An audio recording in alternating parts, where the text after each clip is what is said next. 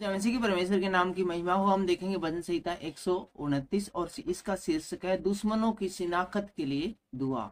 दुश्मनों की शिनाख्त के लिए दुआ अर्थात शत्रुओं की पराजय के लिए प्रार्थना।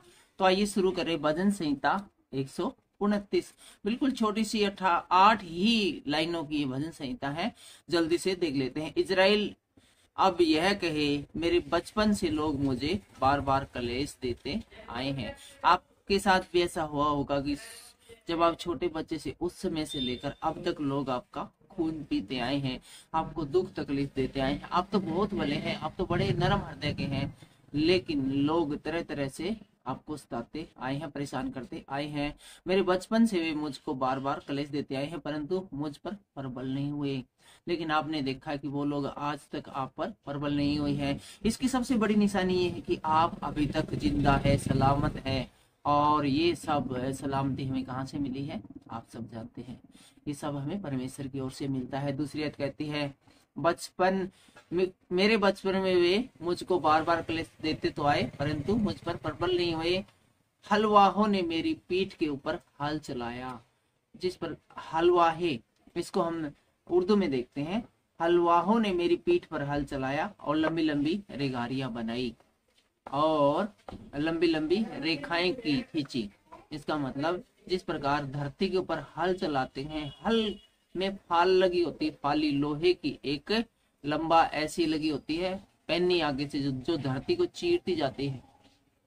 सब बस कहने की इतना सारा मतलब है कि जिस प्रकार खेतों में उस हल चलाने के द्वारा जो डायरेक्ट हम चौथी लाइन पे चलते हैं, यहोवा धर्मी है, उसने दुष्टों के फंदों को काट डाला है। यहोवा परमेश्वर बेहद धर्मी है और हमारे जो दुश्मन थे जितने भी, या फिर शैतान है, उसके जो फंदे हैं, फंदे मतलब जो जाल बिछाया था शैतान ने, जो उसने प्लानिंग की थी, उस प्लानिंग को चीर चीर कर दिया है। उस फंदे को, उस जाल को काट डाला है। जितने सियोन से बैर रखते हैं उन सभी की आशा टूटे और उनके पीछे हटना पड़े।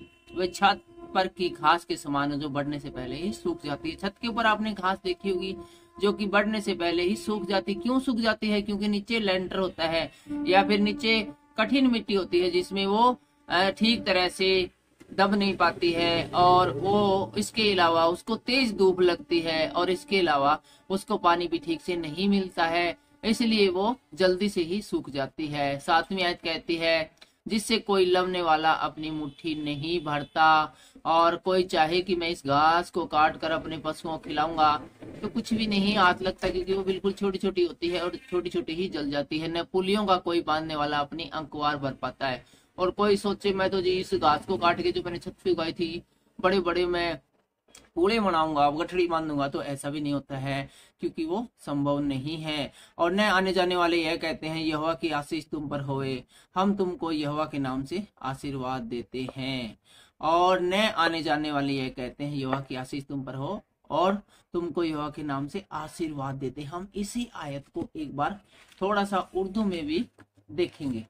इस प्रकार से लिखा हुआ है, न आने जाने वाले ये कहते, तुम पर खुदावंद की बरकत हो, हम खुदावंद के नाम से तुमको दुआ देते हैं। फिलहाल के लिए इतना ही, मिलते हैं अगली भजन संहिता में, तब तक के लिए जय मसीह।